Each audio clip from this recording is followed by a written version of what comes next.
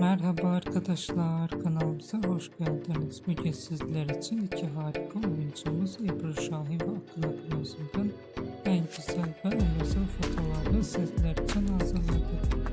Akın